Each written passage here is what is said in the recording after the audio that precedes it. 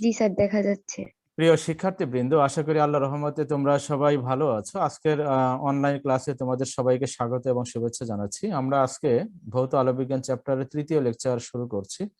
তো আমরা আজকে এই লেকচারে বেশ কিছু রাশি নিয়ে আমরা আলোচনা করব। তো তার আগে আমরা গতদিনে মনে হয় সম্ভবত আমরা তরঙ্গের যে উপরিপাতন নীতি, সেই নীতিগুলো নিয়ে আমরা কাজ করেছিলাম।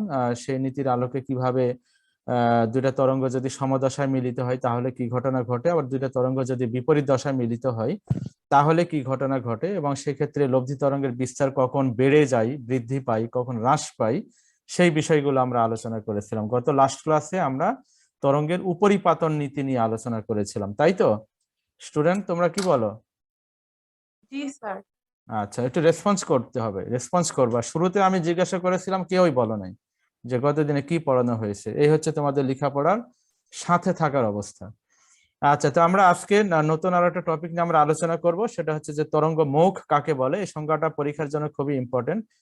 এই সংজ্ঞাটা আসে 1 মার্কের জন্য। তো তরঙ্গ মুখ কাকে বলে সেটা একটু জানতে হবে। ওয়েভ ফ্রন্ট ইংলিশে বলা হয়।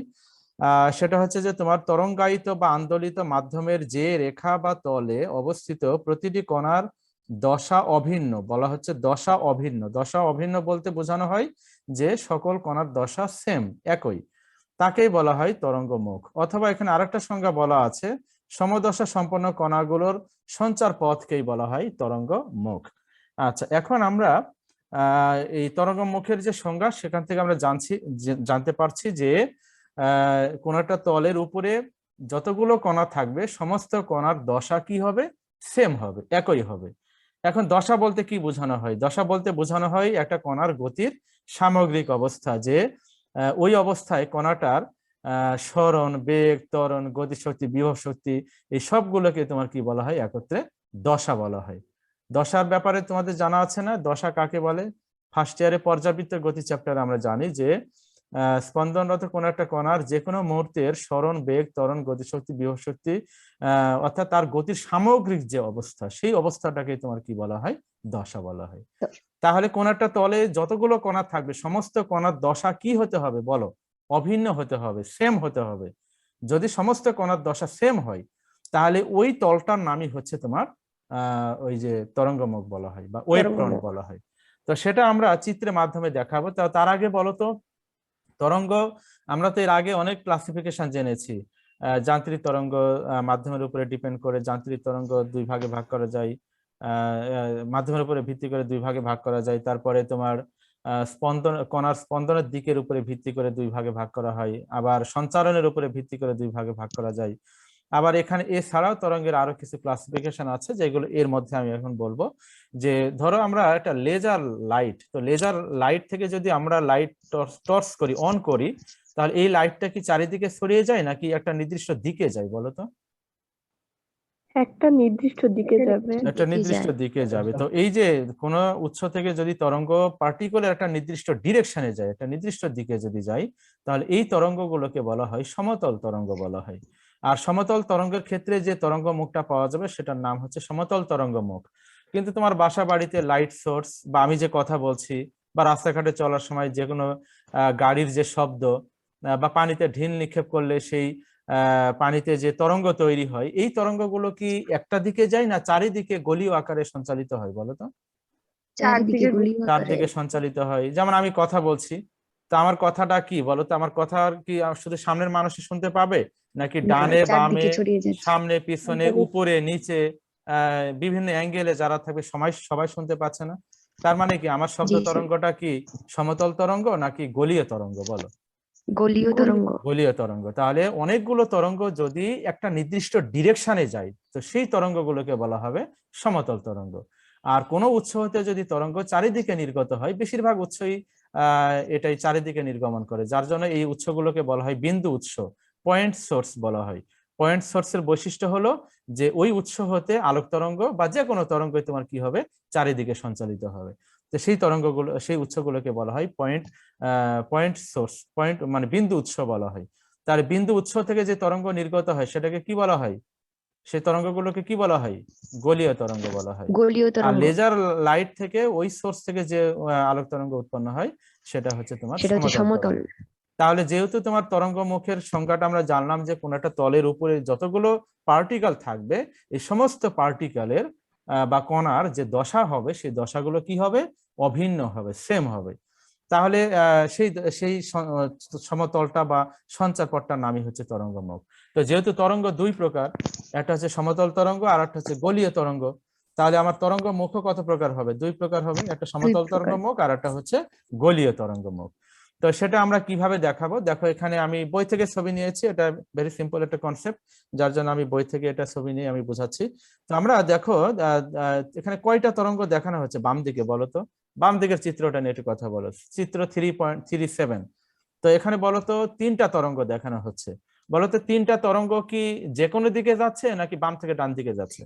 বাম থেকে ডান দিকে যাচ্ছে, তাহলে এই তরঙ্গগুলোর ডিরেকশন কি নির্দিষ্ট, একটা দিকে নির্দিষ্ট যাচ্ছে। দিকে। আচ্ছা, তাহলে এই তরঙ্গগুলোকে আমরা কি বলবো বলো?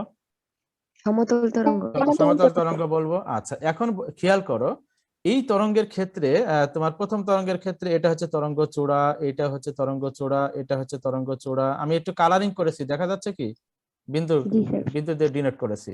আচ্ছা, তাহলে বলো তো এই যে আমি যে বিন্দুগুলো নিলাম, ধরো এই বিন্দু মানে এই বিন্দুগুলোকে স্পর্শ করে একটা তল কল্পনা করা হলো বা একটা রেখা কল্পনা করা হলো, সঞ্চারপথ যেটাকে বলা হচ্ছে, এবিটাই হচ্ছে সেই সঞ্চারপথ।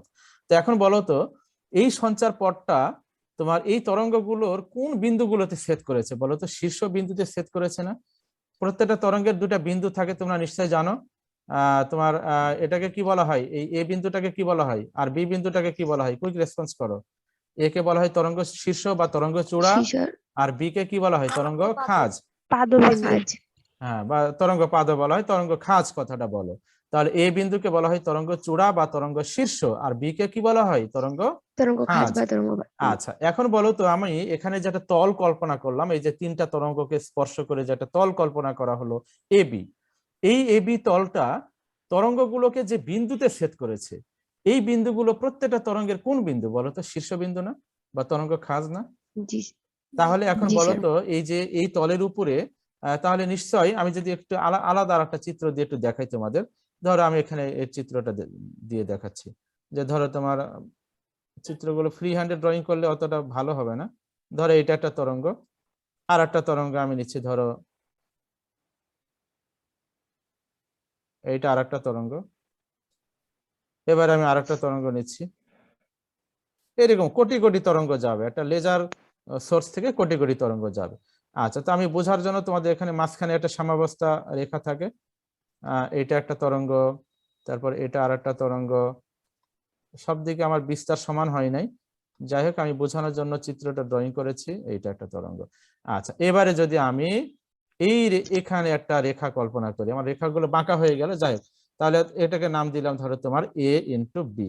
তো এ বি রেখার আমি একটু কালারটা চেঞ্জ করে নিচ্ছি। এই বিন্দুগুলোতে কি আছে বলো? এই বিন্দুগুলো, এই বিন্দুটা কি এই তরঙ্গের কি অবস্থা বলো তো? সর্বোচ্চ অবস্থা, জি রাইট? স্যার। সর্বোচ্চ অবস্থা বা তরঙ্গ চূড়া বলতে পারি আমরা। তো এখন বলো তো বা তাহলে শীর্ষ। এই বিন্দুতে অর্থাৎ এখানে যে কণাটা থাকবে সেই কণাটার বিস্তার কি ম্যাক্সিমাম? এই তরঙ্গের ক্ষেত্রে এখানে যে কণাটা থাকবে তার বিস্তারও কি ম্যাক্সিমাম? আবার এই তরঙ্গের ক্ষেত্রে এখানে যে কণাটা থাকবে তার বিস্তারও কি ম্যাক্সিমাম, রাইট? ম্যাক্সিমাম। তাহলে এখন জি স্যার। বলো তো এই তিনটা তরঙ্গকে স্পর্শ করে আমি যে স্পর্শক ড্রয়িংটা করেছি বা তল কল্পনা করেছি এবি, এই এবি তলের উপরে যতগুলো তরঙ্গ থাকবে, মানে সমান্তরাল তরঙ্গ যাচ্ছে কিন্তু সমতল তরঙ্গ, তাহলে এই তরঙ্গগুলোর প্রত্যেকটা কণা সর্বোচ্চ অবস্থানে থাকবে, সর্বোচ্চ বিস্তারে থাকবে। তার মানে কি প্রত্যেকটা কণার সরণ, বেগ, ত্বরণ, গতিশক্তি, বিভবশক্তি এই সবগুলোই তোমার কি হবে বলো? সর্বোচ্চ হবে। হবে। সর্বোচ্চ বলার দরকার নাই, একই হবে। তাহলে এই কণাগুলোর এই তলের উপরে এই তরঙ্গগুলোর যতগুলো কণা থাকবে সমস্ত কণা দশা কি হবে? একই হবে। অর্থাৎ প্রত্যেকটা কণার সরণ, বেগ, ত্বরণ, গতিশক্তি, বিভবশক্তি অর্থাৎ তার গতির যাবতীয় যা অবস্থা আছে সবগুলোই কি হবে বলো? একই হবে, সেম হবে। তাহলে আমরা সেম এই দশার হবে। তাহলে কোন একটা তলে যতগুলো কণা থাকবে সমস্ত কণার দশা যদি সেম হয়, তাহলে ওই তলটাকে কি বলা হয়? ওই সমতলটার নামই কি? সমতল তরঙ্গমুখ বলা হয়। বুঝতে পেরেছো তরঙ্গমুখের সমতল কনসেপ্টটা? তরঙ্গমুখ। বুঝতে পেরেছো যে কোনো তলের উপরে যতগুলো কণা থাকবে সমস্ত কণার দশা কি হবে? সেম হবে। তো এই একই দশা সম্পন্ন কণার যে গতিপথ বা সঞ্চারপথ, এই সঞ্চারপথটার নামই হচ্ছে তোমার তরঙ্গমুখ। তাহলে এটা যেহেতু প্যারালাল রে যাচ্ছে, যার জন্য এই তরঙ্গ মুখটার নাম কি? এটা হচ্ছে তোমার কি বলো, এটার নাম কি? সমতল সমতল তরঙ্গ মুখ। সমতল তরঙ্গ মুখ। দেখো এই কনসেপ্টটা ক্লিয়ার হয়েছে কিনা। এটা হচ্ছে আমরা সমতল তরঙ্গ মুখ পেলাম। আচ্ছা, এবারে বলো তো গলীয় তরঙ্গ মুখটা তাহলে কি হবে? যেমন লাইট সোর্স থেকে কি চারিদিকে আলো নির্গত হচ্ছে, বা পানিতে ঢিল নিক্ষেপ করলে তার যে ঢেউ সেটা কি চারিদিকে চারদিকে সঞ্চালিত ছড়িয়ে হয়ে যাচ্ছে। যাচ্ছে। তার মানে কি, ধরো এটা ধরো বিন্দু উৎস, এই উৎস হতে তোমার আমি এখন ঢেউ দিয়ে দেখাবো না, আমি কয়েকটা সার্কেল দিয়ে দেখাবো। তো ধরো এইটা একটা সার্কেল, এইটা একটা সার্কেল, মানে এইগুলো কিন্তু তরঙ্গ, হ্যাঁ। এইটা আর একটা সার্কেল, চারিদিকে ঢেউ সঞ্চালিত হবে, চারিদিকে চারিদিকে ঢেউ সঞ্চালিত হয়ে যাচ্ছে।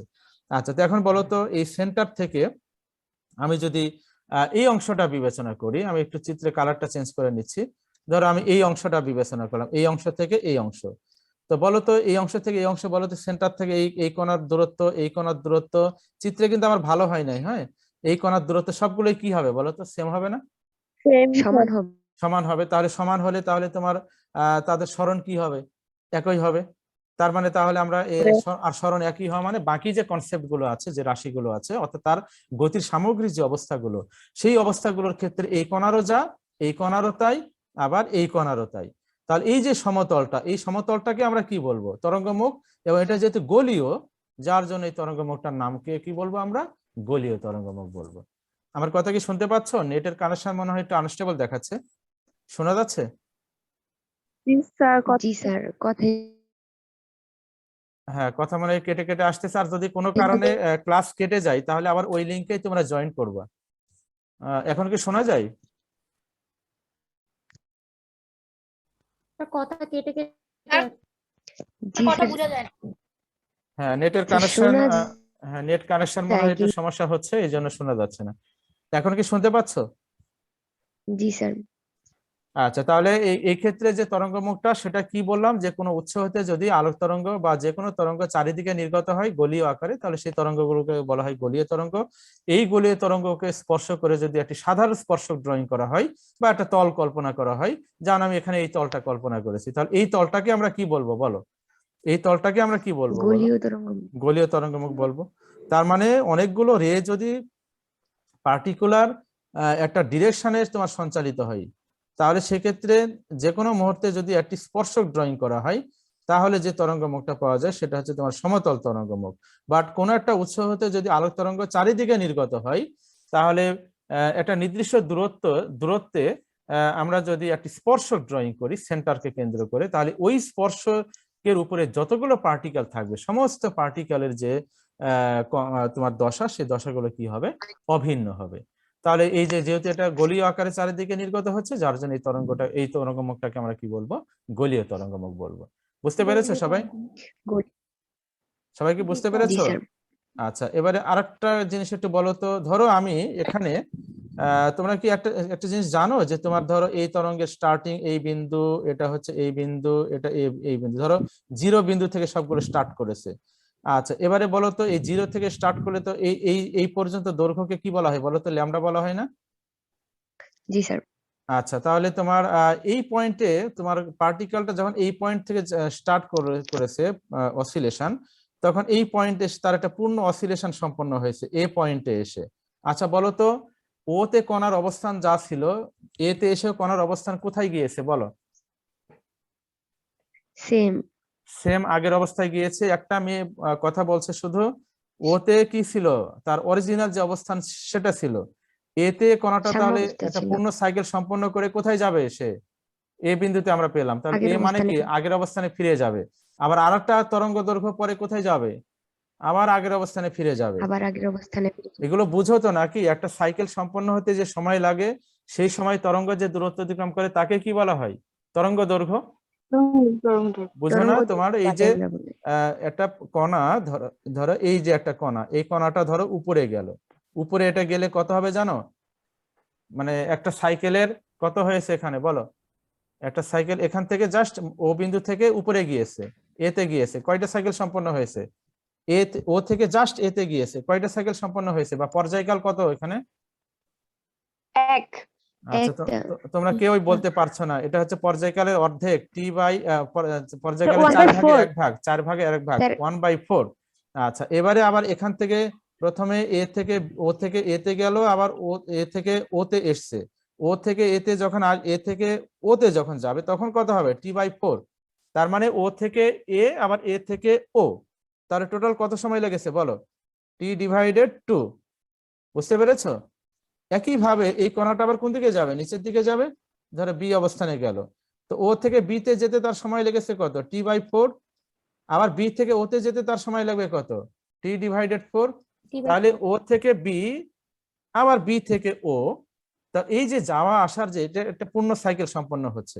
তাহলে এখানে আমরা কত লিখতে পারি? তাহলে এখানে t/2 that is equal to কত? টি। তার মানে একটা টি সাইকেল সম্পন্ন করে কণাটা আবার কোথায় যাচ্ছে বলো? আগের অবস্থানে ফিরে যাচ্ছে। তার একটা আগের পূর্ণ অবস্থানে। সাইকেল সম্পন্ন করতে যে সময় লাগে সেই সময়টার নাম কি বলো? পর্যায়কাল। এবার এই সময় তরঙ্গ যে পর্যায়কাল। দূরত্ব অতিক্রম করে তাকে কি বলা হয়? তরঙ্গ দৈর্ঘ্য। সুতরাং তরঙ্গ সুতরাং দৈর্ঘ্য। তরঙ্গ দৈর্ঘ্য। তরঙ্গ দৈর্ঘ্য পর পর কণাটা কোন অবস্থানে ফিরে যাচ্ছে? আগের অবস্থানে ফিরে যাচ্ছে। এটা বুঝতে পেরেছিলে? আগের অবস্থানে ফিরে যাচ্ছে। আগের অবস্থানে ফিরে যাচ্ছে। জি সুতরাং স্যার। সুতরাং এখন বলো তোমার এই ও বিন্দুতে এই কণাটার দশা যা, এই তরঙ্গের ক্ষেত্রে এই কণার দশাও কি তাই, এই কণার দশাও কি তাই। আবার এই কণার দশা, আমার তরঙ্গগুলো ড্রয়িং ভালো হয় না, এই কণার দশা আবার এই কণার দশাও কি হবে বলো তো? সেম হবে। তার মানে ওরা সেম হবে। ওই আগের অবস্থানে ফিরে গিয়েছে। বাট আমরা যদি এখন এখানে একটা তল কল্পনা করি, ধর এই জায়গায় একটা তল কল্পনা করলাম, যদি আমার চিত্রটা ভালো হয় নাই, তাহলে এই তলের উপরে এই বিন্দুতে যে কণাটা থাকবে, আমি কালারটা একটু চেঞ্জ করে নিই তাহলে বোঝাতে একটু সুবিধা হবে। তো ধরো এই জায়গায় যে কণাটা থাকবে, এখানে যে কণাটা থাকবে, নেট কানেকশন আনস্টেবল দেখাচ্ছে। আবার এই জায়গায় যে কণাটা থাকবে, বলতো এই কণাগুলোর দশাও কি হবে? এই তলের উপরে আমরা নাম দিয়ে দিলাম সিডি।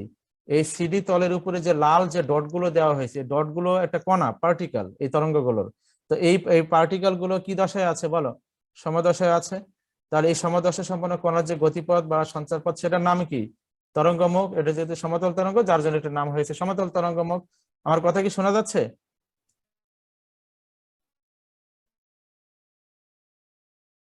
আমার কথা কি শুনতে পাচ্ছ?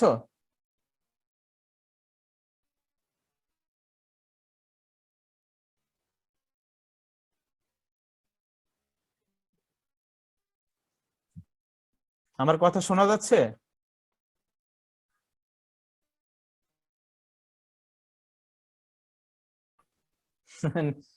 নেটের স্যার, কানেকশন মনে হয় ভালো না, এই জন্য কথা শুনতে পাচ্ছে না। এখন কি শোনা যায়?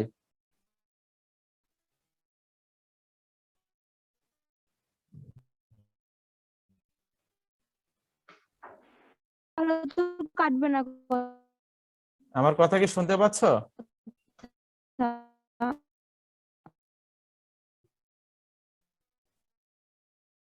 আমার কথা কি শোনা যায়?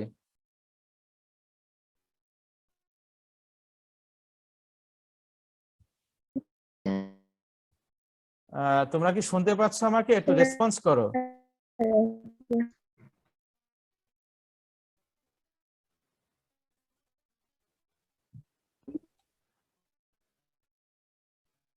আমার কথা শোনা যায়? রেসপন্স করো, রেসপন্স করতে হয়।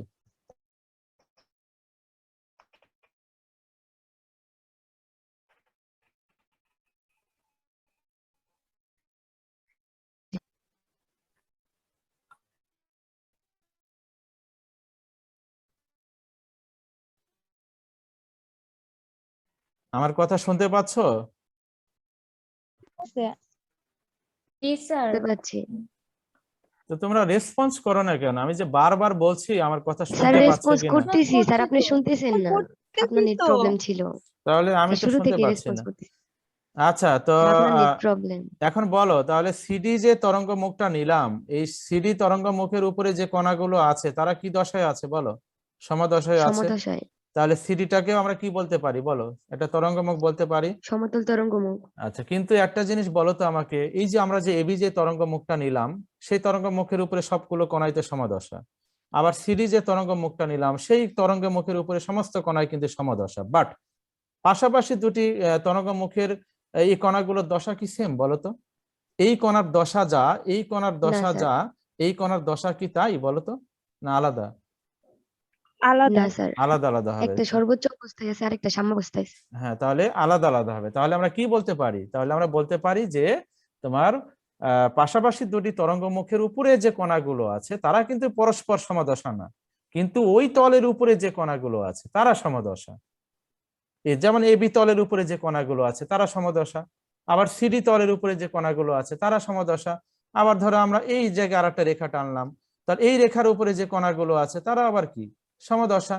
কিন্তু সমদশা পাশাপাশি দুটি তরঙ্গমুখের উপরে যে কণাগুলো আছে তারা কিন্তু আবার পরস্পর সমদশা না, সমদশা না। সমদশা না। বুঝতে পেরেছো? তার মানে এদের মাঝে কি আছে তাহলে? দশা পার্থক্য আছে। দশা পার্থক্য দশা আছে। পার্থক্য আছে। এবার একটু চিন্তা করে উত্তর দিবা। আমি দেখি কে বলতে পারে। আমি ধরো তোমার এই জায়গায় একটা স্পর্শক ড্রয়িং করলাম, এই জায়গায় তরঙ্গটা ভালো হয় নাই, স্পর্শক ড্রয়িং করলাম, নাম দিলাম ধরো ইএফ। বলো তো ইএফ, এই যে তরঙ্গ মুখটা, এই তরঙ্গ মুখের উপরে সমস্ত কণার দশা কি? সেম। এটা তরঙ্গের শীর্ষ, জি এটা স্যার। তরঙ্গের শীর্ষ, এটাও তরঙ্গের শীর্ষ। তাহলে ইএফটা সমতল তরঙ্গ মুখ।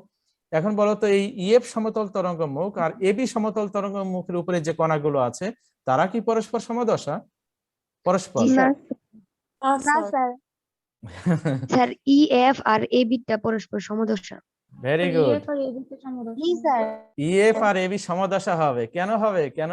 কারণ হচ্ছে এবি কারণ স্যার দুইটাই হচ্ছে সর্বোচ্চ অবস্থায় আছে। দুইটা সর্বোচ্চ অবস্থায়, মানে একটা তরঙ্গ দৈর্ঘ্য পরে অবস্থান করছে। খেয়াল করো, জি স্যার। মানে এবি যেটা তিনটা তরঙ্গেরই তরঙ্গ শীর্ষ, আবার সি ইএফটাও কি তিনটা তরঙ্গেরই কি তরঙ্গ শীর্ষ।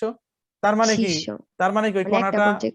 ওই কণার একটা পর্যায় সম্পন্ন হয়েছে কিন্তু, বা একটা পূর্ণ কম্পন সম্পন্ন হয়েছে, বা একটা পূর্ণ তরঙ্গ দৈর্ঘ্য অতিক্রম করেছে। তো একটা পূর্ণ তরঙ্গ দৈর্ঘ্য পর তাহলে কণাগুলোর কি দশা হবে? সেম দশা হবে, সমদশা। সমদশা হবে। এই যে ওতে কণার দশা যা ছিল এতে কণার দশা কি তাই। বুঝতে পেরেছো? তাহলে আমরা এখানে জি স্যার। গুরুত্বপূর্ণ কিছু তথ্য শিখলাম। কি তথ্য বলো তো? তথ্যটা হচ্ছে দশা যে পার্থক্য। যে কোনো একটা তরঙ্গ মুখের উপরে সবগুলো কণার দশা তো সেম, সেটা তো আমরা জানলাম। কিন্তু পাশাপাশি দুটি তরঙ্গ মুখের কিন্তু কণাগুলোর পরস্পরের দশা কিন্তু সেম না। তাহলে কোন ক্ষেত্রে সেম হচ্ছে? একটা নির্দিষ্ট তরঙ্গ দৈর্ঘ্য পর পর এই তরঙ্গ মুখের উপরে কণাগুলোর দশা পরস্পর কি হবে? সেম হবে, সমান। সমান হবে। সেম মানে একই হবে আর কি।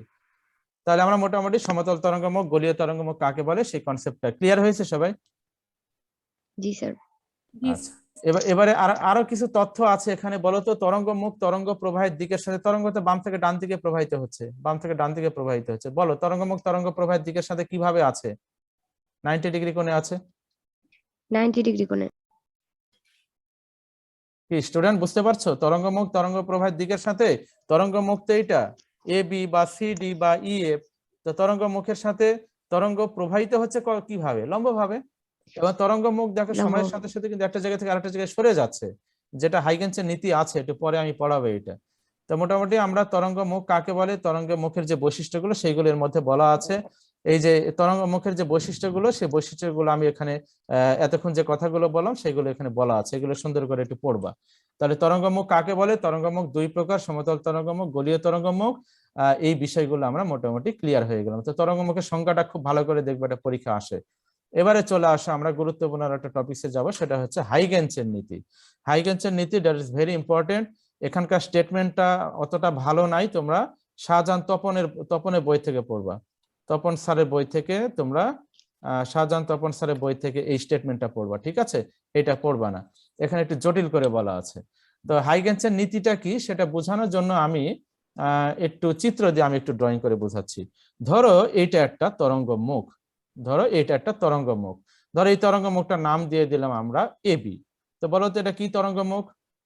কুইক রেসপন্স করো। সমতল সমতল তরঙ্গ মুখ। আর আচ্ছা, তাহলে এখন আমরা এই তরঙ্গ মুখের উপরে আমরা কিছু বিন্দু নিচ্ছি। ধর এইটা একটা পয়েন্ট, এইটা আর একটা পয়েন্ট, এইটা আর একটা পয়েন্ট, অসংখ্য বিন্দু থাকবে, কোটি কোটি বিন্দু থাকবে এই তরঙ্গ মুখের উপরে। আচ্ছা, এখন বলো তো এই তরঙ্গ মুখের উপরে যতগুলো বিন্দু থাকবে সমস্ত বিন্দুর বা সমস্ত কণার দশা কি? বলো একই, সেম হবে। সমদশা। আচ্ছা, এখন আলো কোন একটা মাধ্যমের মধ্য দিয়ে যে বেগে সঞ্চালিত হয় সেই বেগটাকে আমরা নামকরণ করলাম সি। সি মানে হচ্ছে যে 3 × 10⁸। আচ্ছা, এবারে যে কোনো একটা সময় আমরা নিলাম, তো সেই সময়টাকে ধরে আমরা নামকরণ করলাম ধরো তোমার টি। তাহলে সি আর টি গুণ করলে কি পাওয়া যাবে বলো তো? একটা দূরত্ব পাওয়া ব্যাগ যাবে না? পাওয়া যাবে। একটা দূরত্ব পাওয়া যাবে বা সরণ পাওয়া যাবে, রাইট? এখন আমরা জি কি স্যার। করব, হাইগেন্সের নীতিটা পড়তেছি, সেটা হচ্ছে যে কোন একটা তরঙ্গ মুখের উপর অবস্থিত প্রতিটি বিন্দুর আন্দোলনের ফলে গৌণ তরঙ্গ তৈরি হবে। কি বলা হলো, কোন একটা তরঙ্গ মুখের উপর অবস্থিত প্রতিটি বিন্দুর, এই যে আমি যে বিন্দুগুলো নিয়েছি, একটা এক্স, একটা ওয়াই আর একটা জেড, তাহলে এই বিন্দুগুলোর আন্দোলনের ফলে কি ঘটবে বলো, গৌণ গৌণ তরঙ্গ, তরঙ্গ গৌণ সৃষ্টি তরঙ্গ হবে। সৃষ্টি হবে। তাহলে এই বিন্দুগুলো গৌণ তরঙ্গের কি হিসাবে কাজ করবে বলো তো, উৎস হিসাবে কাজ করবে। উৎস হিসেবে কাজ করবে। ঠিক আছে, তাহলে তোমার কি বললাম যে কোন একটা তরঙ্গ মুখের উপর অবস্থিত প্রতিটি বিন্দুর আন্দোলনের ফলে বা স্পন্দনের ফলে গৌণ তরঙ্গ নিঃসৃত হবে। এই গৌণ তরঙ্গগুলো মূল তরঙ্গের সমান বেগ নিয়ে কি হবে, সামনের দিকে সঞ্চালিত হবে। যেহেতু মাধ্যম ওটাই আছে, মাধ্যম যদি সামনের ওটাই দিকে থাকে, অগ্রসর মাধ্যম হবে। যদি ওটাই থাকে, তাহলে কি বেগের চেঞ্জ হয় না, বেগ ওটাই থাকে বলো। মাধ্যম চেঞ্জ না হলে তো বেগ সেম থাকবে, বেগ ওটাই থাকে। বেগ ওটাই থাকবে। তাহলে এখন আমি কি কি করলাম, যে তোমার এই বিন্দুগুলোকে কেন্দ্র করে, এই যে এক্স বিন্দু, ওয়াই বিন্দু, জেড বিন্দু, তাহলে এই এক্স বিন্দু থেকে যে গৌণ তরঙ্গটা তৈরি হবে সেটা টি সময় পরে কত দূরত্বে অবস্থান করবে বলো। এক্স বিন্দু, ওয়াই বিন্দু, জেড বিন্দু থেকে যে গৌণ তরঙ্গগুলো নিঃসৃত হবে বা তৈরি হবে, তারা টি সময় পরে কত দূরত্বে অবস্থান করবে বলো। এই যে বাম পাশে আমি দিয়েছি একটা সমীকরণ দিয়েছি, বলো। এক্স এক্স দূরত্বে অবস্থান করবে। শুনতে পাচ্ছ, আমার নেট কানেকশন আনস্টেবল জি দেখাচ্ছে। স্যার শুনতে পাচ্ছি। আচ্ছা, তাহলে কি করতে পারি আমরা, তাহলে এই এক্স ওয়াই জেড বিন্দুগুলোকে কেন্দ্র করে এক্স এর সমান ব্যাসার্ধ নিয়ে আমরা কি তৈরি করতে পারি, বৃত্তচাপ তৈরি করতে পারি। এই যে একটা বৃত্তচাপ, এইটা আর একটা বৃত্তচাপ, এইটা আর একটা বৃত্তচাপ। এই বৃত্তচাপ গুলোকে তোমার কি বলা হচ্ছে, এই বৃত্তচাপ গুলোকে তোমার বলা হচ্ছে তোমার গৌণ তরঙ্গ বলা হচ্ছে, গৌণ তরঙ্গ। এই বৃত্তচাপ গুলো দ্বারাই তোমার কি ডিনোট করা হচ্ছে, গৌণ তরঙ্গ। তাহলে গৌণ তরঙ্গ গুলো আমি কিভাবে দেখাইলাম, যে ওই এক্স ওয়াই জেড বিন্দুগুলোর স্পন্দনের ফলে গৌণ যে তরঙ্গ। গৌণ তরঙ্গগুলো তৈরি হবে, সেটা টি সময় পরে কত দূরত্বে অবস্থান করবে। তাহলে ওই টি এর সাথে সময়ের সাথে আলোর বেগ গুণ করে দিব, দিলে কত দূরত্ব, সেই দূরত্বে তারা অতিক্রম করবে বা সে ততটুকু স্মরণ হবে তাহলে তাদের। তাহলে সেটা ধরে কি করেছি, আমি চাপ তৈরি করেছি। এই চাপগুলোই কি ইন্ডিকেট করছে, এই এক্স ওয়াই জেড বিন্দুর আন্দোলনের ফলে যে গৌণ তরঙ্গ তৈরি হয়েছে, সেই গৌণ তরঙ্গগুলো ইন্ডিকেট করছে। তাহলে এই গৌণ তরঙ্গগুলোকে স্পর্শ করে, এই গৌণ তরঙ্গগুলোকে স্পর্শ করে যদি আমি এখানে আরেকটা সাধারণ স্পর্শক ড্রয়িং করব, স্কেল ধরে করতে হবে, তাহলে এই স্পর্শকটাকে আমি নামকরণ করলাম ধরো তোমার সিডি। এখন বলো তো, এই সিডিটাকে আমরা কি বলতে পারি বলো। নতুন তরঙ্গ মুখ। নতুন তরঙ্গমুখ বলতে পারি। তাহলে কি আমরা, তাহলে হাইগেনস নীতির মূল কনসেপ্টটা কি, মূল কনসেপ্টটা হচ্ছে যে কোনো একটা তরঙ্গমুখের উপর অবস্থিত প্রতিটি কণার আন্দোলনের ফলে গৌণ তরঙ্গ নিঃসৃত হয়। এই গৌণ তরঙ্গগুলো মূল তরঙ্গের সমান বেগ নিয়ে সামনের দিকে অগ্রসর হবে। এবং তোমার কোন একটা তরঙ্গমুখীর উপর প্রতিটি বিন্দুকে কেন্দ্র করে একটা নির্দিষ্ট সময় বিবেচনা করে যে দূরত্ব পাওয়া যায়, সেটাকে যদি ব্যাসার্ধ ধরে কিছু বৃত্তচাপ তৈরি করা হয়, তাহলে যে বৃত্তচাপ গুলোই তোমার কি ইন্ডিকেট করবে, গৌণ তরঙ্গ ইন্ডিকেট করবে। তো এই গৌণ তরঙ্গ গুলোকে স্পর্শ করে যদি একটি সাধারণ স্পর্শক অঙ্কন করা হয়, তাহলে সেটাই তোমার তরঙ্গমুখের নতুন অবস্থান নির্দেশ করবে। তার মানে টি সময় পূর্বে তরঙ্গমুখটা কোথায় অবস্থান করেছিল বলো, টি সময় পূর্বে তরঙ্গমুখটা কোথায় ছিল, আগে এবি অবস্থানে ছিল। টি এবি সময় অবস্থানে ছিল। টি সময় পরে তরঙ্গমুখটা কোথায় যাচ্ছে, টি সময় আগে ডি তরঙ্গমুখটা অবস্থানে। এবি অবস্থানে ছিল, টি সময় পরে কিন্তু তরঙ্গমুখটা এখন চলে গিয়েছে তোমার সিডি অবস্থানে। তাহলে বলো তো, তরঙ্গমুখ কি একটা জায়গায় স্থির থাকে নাকি স্থান পরিবর্তন করে, স্থান পরিবর্তন করে। স্থান পরিবর্তন করে। এই যে নীতিটা, এই নীতিটার নামই হচ্ছে তোমার হাইগেনসের নীতি। হাই তাহলে হাইগেন, হাইগেন, হাইগেন, হাইজেন না, হাই হাইগেনস। হাইগেন, গয়িকার, হাইগেনের নীতি। তাহলে তোমার এই নীতির অনুসারে কি বললাম, যে কোনো একটা তরঙ্গের মুখের উপর অবস্থিত প্রতিটি কণার আন্দোলনের ফলে গৌণ তরঙ্গ তৈরি হবে। এই গৌণ তরঙ্গগুলো মূল তরঙ্গের সমান বেগ নিয়ে সামনের দিকে অগ্রসর হবে। তো এবং এই তরঙ্গ মুখগুলো সময়ের সাথে সাথে তাদের অবস্থান, নতুন অবস্থানে সরে যাবে বা তার অবস্থান কি করবে, পরিবর্তন করবে। এই যে নীতিটা, এটা শাহজাহান তপনের বইতে সুন্দর করে লেখা আছে, ওই বই থেকে তোমরা পড়বা। তো এই যে নীতিটা, এটার নামই হচ্ছে তোমার হাইগেনের নীতি। তা আমরা এতক্ষণ যে নীতি, যে চিত্রটা দেখালাম, সেটা কোন তরঙ্গমুখ বিবেচনা করে দেখিয়েছি বলো, সমতল তরঙ্গ মুখ। সমতল তরঙ্গমুখ। আচ্ছা, এবারে বলো তো, আমি যদি তোমার সিডি যে তরঙ্গমুখটা পেলাম, এই সিডি তরঙ্গমুখটা কি আবার এখানে থাকবে, নাকি যদি আমি আলাদা আর একটা সময় নাম দিয়ে দিই, ধরো T1, তাহলে T1 এর সাথে সি গুণ করলে কি পাওয়া যাবে বলো তো, একটা দূরত্ব পাওয়া যাবে না, নাম দিয়ে দিলাম ধরো x1। আরেকটা তাহলে নতুন। তাহলে এই বিন্দুগুলোকে কেন্দ্র করে আমি আবার কি করতে পারি, আরো কিছু বৃত্তচাপ তৈরি করব, এই যে বৃত্তচাপ। গণতরঙ্গ ইন্ডিকেট করব, এটার উপর আরো একটা সাধারণ স্পর্শক ড্রয়িং করব, নাম দিয়ে দিলাম ধরো তোমার ইএফ। তাহলে বলো তো T1 সময় আগে যে তরঙ্গমুখীর অবস্থান ছিল সিডি অবস্থানে, T1 সময় পরে তার অবস্থান হয়েছে কোথায়? ইএফ অবস্থানে। ইএফ। বুঝতে EF পেরেছো অবস্থানে। কনসেপ্টটা? বুঝতে পেরেছো? তার মানে প্রত্যেকটা জি স্যার। তরঙ্গমুখীর উপরে যে কণাগুলো বা বিন্দুগুলো থাকবে, এই বিন্দুগুলোর আন্দোলনের ফলে তোমার কি তৈরি হচ্ছে? গৌণ তরঙ্গ তৈরি হচ্ছে। এবং এই গৌণ তরঙ্গগুলো মূল তরঙ্গের সমান বেগ নিয়ে সামনের দিকে অগ্রসর হবে এবং তরঙ্গমুখও একটা নির্দিষ্ট সময় পর পর নতুন অবস্থানে সরে যাবে। এই যে নীতি, এটার নামই হচ্ছে তোমার হাইগেন্সের নীতি। তো আমরা এতক্ষণ যে ব্যাখ্যাটা দিলাম সেটা হচ্ছে সমতল তরঙ্গের ক্ষেত্রে।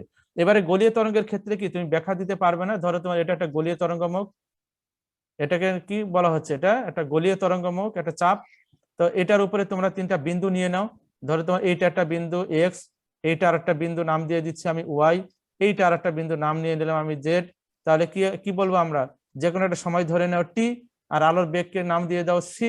তো সি আর টি গুণ করলে কি পাবো? দূরত্ব পাবো, এস একটা দূরত্ব পেলাম। দূরত্ব তাহলে পাবো। এখন এই এক্স ওয়াই জেড বিন্দুগুলোকে কেন্দ্র করে কি ড্রয়িং করব? বৃত্তচাপ ড্রয়িং করব, বৃত্তচাপ ড্রয়িং বৃত্তচাপ করতে অঙ্কন হবে, করব। ঠিক আছে? বৃত্তচাপ ড্রয়িং করব। এই জি স্যার। বৃত্তচাপ গুলোকে স্পর্শ করে কি করব আমি? বলো। এই বৃত্তচাপ গুলোকে স্পর্শ করে একটা আমি কি স্পর্শক করব রেখা, এখন? একটি সাধারণ স্পর্শক ড্রয়িং করব, একটা সাধারণ সাধারণ স্পর্শ। স্পর্শক ড্রয়িং করব। তাহলে এই যে সিডি যে স্পর্শকটা, সেটাই কি ইন্ডিকেট করবে? গলীয় তরঙ্গমুখ ইন্ডিকেট করবে, নতুন অবস্থান ইন্ডিকেট করবে। গলীয় তরঙ্গ মুক্তি। এই যে দূরত্বটা, এটা হচ্ছে তোমার সি ইন্টু টি, ঠিক আছে? এটাই হচ্ছে তোমার সি ইন্টু টি। তাহলে দেখো, ভেরি ইন্টারেস্টিং পড়া।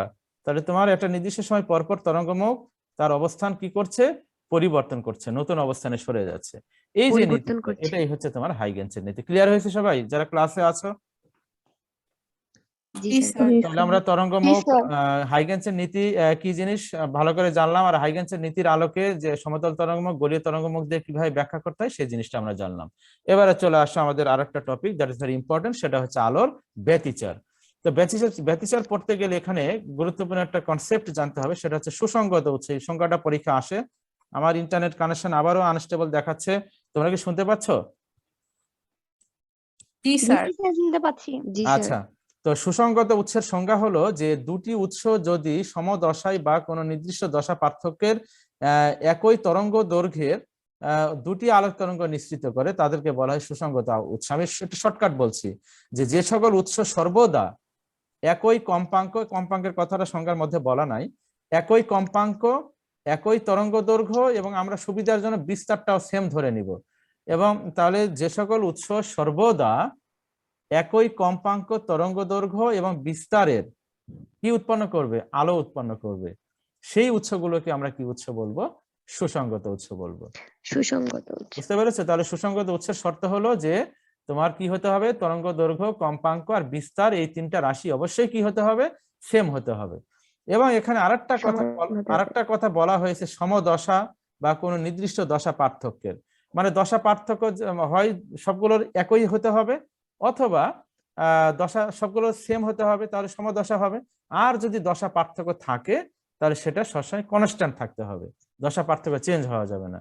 তো যে সকল উৎস সর্বদাই সমদশায় বা নির্দিষ্ট দশা পার্থক্যের এই যে একই তরঙ্গ দৈর্ঘ্য এবং কম্পাঙ্কের এবং বিস্তারের সব আলোক তরঙ্গ উৎপন্ন করে, সেই উৎসগুলোকে তোমার বলা হয় সুসংগত উৎস। ক্লিয়ার হয়েছে সুসংগত উৎসের ব্যাপারটা? এটা সংজ্ঞা পড়বা, খুবই ইম্পর্টেন্ট, এটা পরীক্ষা আসে। তো এই সুসংগত উৎস জি ব্যবহার স্যার। করে এখন আমরা কি করব? পড়বো আলোর ব্যতিচার পড়বো।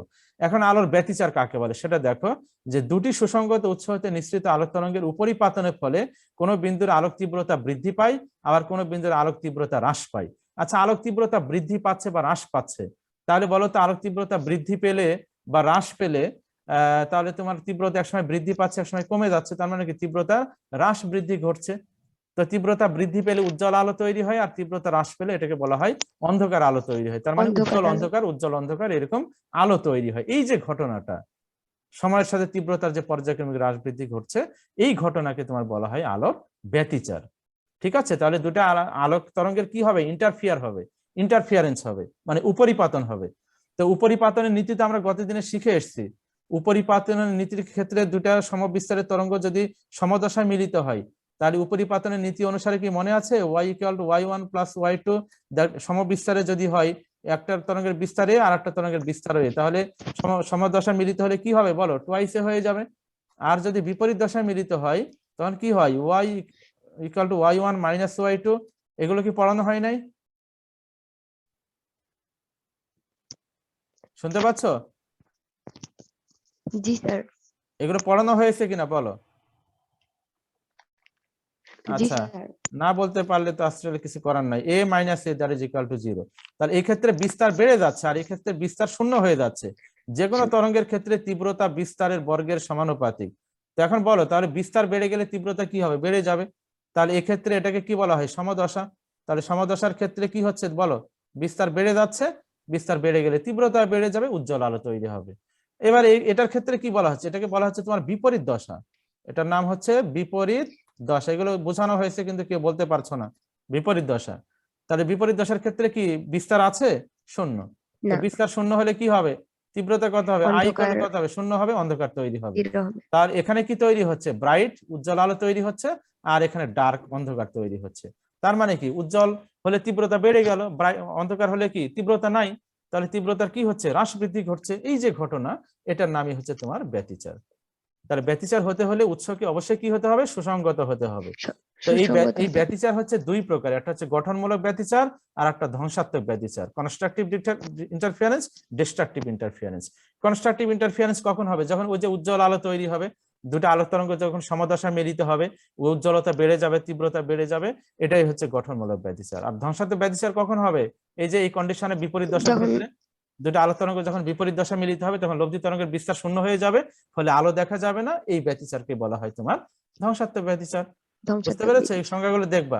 এবারে ব্যতিচারের ক্ষেত্রে কিছু শর্ত আছে। প্রথমত তো উৎস সুসংগত হতে হবে। যে দুটি তরঙ্গের বিস্তার হবে তাদের যে দুটি তরঙ্গের উপরিপাতন হবে তাদের বিস্তার প্রায় সমান হতে হবে। উৎসগুলো কাছাকাছি হতে হবে, উৎসগুলো সূক্ষ্ম হতে হবে, সূক্ষ্ম হলে তোমার সুসংগত উৎস হিসেবে কাজ করবে। আর আলোক তরঙ্গগুলো স্মরণ কি করতে হবে, একই দিকে ঘটাতে হবে, তবেই আমরা কি পাবো, এই শর্তগুলো যদি আমরা স্যাটিসফাই করি তাহলে ব্যতিচারের যে কনসিস্টেন্সি, উজ্জ্বল অন্ধকার ডোরা তৈরি হবে, সেই বিষয়গুলো আমরা পাবো। তো সময় শেষ হয়ে যাচ্ছে, কেটে যাবে হয়তোবা, আমরা আগামী ক্লাসে আবারও পড়াবো। এবারে দেখো এখানে আরেকটা সংজ্ঞা এসছে, সেটা হচ্ছে চির বা চিড়